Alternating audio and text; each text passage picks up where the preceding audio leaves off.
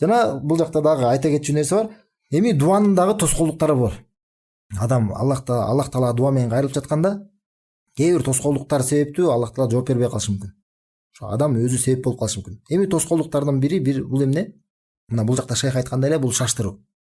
Мына бул хадисте келген, Пайгамбар хадисте айткан, Аллах Таала дуаңарга жооп бере берет дейт, качан шаштырмайынча деген. Качан пенде шаштырмайынча. Анан шаштырат деген кандай десе айткан, мына мен сурадым, анан Аллах Таала мага берген жок деп айтып дейт да. Ушинтип эгерде мына мен сурап аттым, мага берген жок дей турган болсо, мына бул дагы дуасынын кабыл болуусунун бир тоскоолдуктарынын бири болот.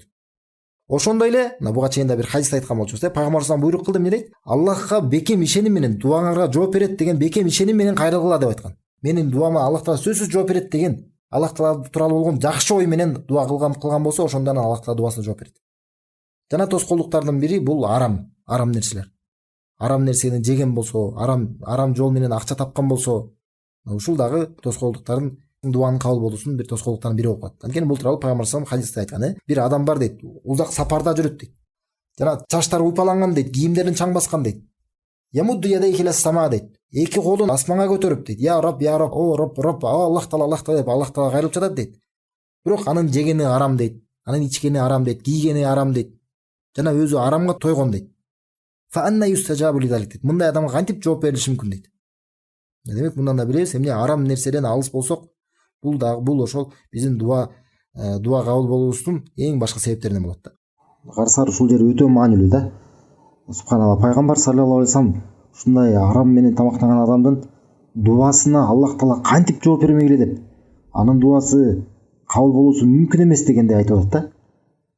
А биздин учурда кээ бир адамдар бар, Аллах Таала аларды оңдогон болсун жана бизди да оңдогон болсун. Мисалы бир нике болсо же кандай бир жакшылыктар болгон болсо, ошол учурда дуа кыламын деп, аларга ошо өзүнүн балдарына, жакындарына тилек айтамын деп, ошол жерге анан арактарды, бир арам нерселерди коюп алгандар бар. Ошол арактын үстүнө туруп, арам нерсенин үстүнө туруп алып, анан тилек айтып отурушат.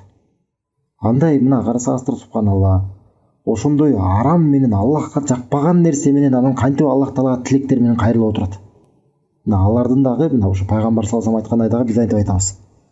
Ошолор тилектер менен кайрылып айтып атканда, кандай үйлөнүү той болобу, бешик той болобу, эмне гана кандай гана бир тойлор болбосун, ошо дасторкондун үстүнө анан арактарды, Аллахка жакпаган жанагындай ыплас нерселерди коюп алып, анан Аллахка дуалар менен, тилектер менен кайрылып аткандыгы, биз айтабыз да, аларга кантип Аллах Таала кабыл алмак эле. Аллахка жакпаган арам нерсени кылып атса, Аллах Таала алардын дуасын кантип кабыл алат эле. Алардын дуасы, тилектери кабыл болушу мүмкүн эмес да.